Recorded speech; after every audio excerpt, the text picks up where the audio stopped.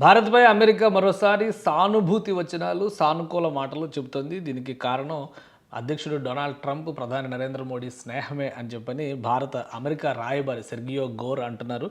కొన్ని కారణాలను విశ్లేషిస్తూ ప్రపంచంలోనే అత్యంత క్లిష్టమైన భౌగోళిక స్థితిగతుల్లో భారతదేశం ఉంది. చుట్టుపక్కల ఉన్న దేశాలన్నీ కూడా కరకు దేశాలు. ఏ క్షణంలో ఏ దేశం విరుచుకుపడుతుందో తెలియనటువంటి స్థితి భారతదేశానికి ఉంది. ఆ ప్రాంతంలో పరిస్థితులు వివిధ కారణాల రీత్యా మారిపోతుంటాయి.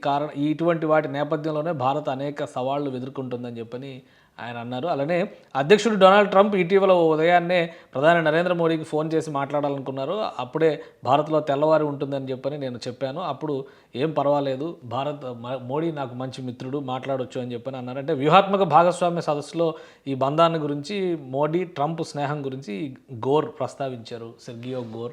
అంటే భారతదేశం వైపు ముఖ్యంగా మోడీతో ఉన్నటువంటి స్నేహాన్ని దృష్టిలో పెట్టుకుని అమెరికా అధ్యక్షుడు భారతదేశం వైపు చూస్తున్నారు. రాబోయే రోజుల్లో 2027లో అమెరికా అధ్యక్షుడి పర్యటన ఉంటుంది, దాదాపు ఖరారైందనేటువంటి సంకేతాలు వస్తున్న నేపథ్యంలో సెర్గియో గోర్ చేసినటువంటి వ్యాఖ్యలు ఆసక్తికరంగా మారాయి. అలానే ఇండో పసిఫిక్ కమాండ్ పేరులో ఇండో అనే పదాన్ని తొలగించడం పైన కూడా భారతదేశం అది చింతించాల్సిన అవసరం లేదు. కేవలం లెటర్ హెడ్ మారినంత మాత్రాన తమ బాంధవ్యాలు మారినట్టు కాదని ఆయన వివరించారు. సో రాబోయేటువంటి రోజుల్లో అమెరికా భారత్కు మరింత చేరువయ్యే ప్రయత్నం చేస్తుంది అనడానికి ఇవన్నీ సంకేతాలుగా కనిపిస్తున్నాయి.